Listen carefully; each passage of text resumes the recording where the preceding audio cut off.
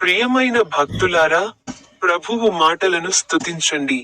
నేను అమర్దీప్ పిఎస్ మడ్కిని. మీ అందరికీ హృదయపూర్వక శుభాకాంక్షలు. ఈ రోజు, డిసెంబర్ 18వ రోజున, 2025 సంవత్సరం చివరి నెల. బైబిల్లోని ఆయన మాటలలో ఒకదాని గురించి నేను మాట్లాడాను.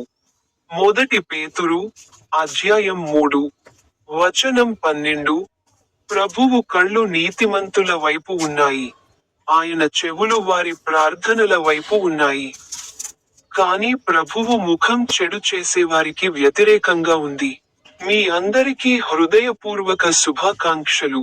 నా యూట్యూబ్ ఛానల్లోని స్పీక్ బటన్ పై క్లిక్ చేయడం మర్చిపోవద్దు.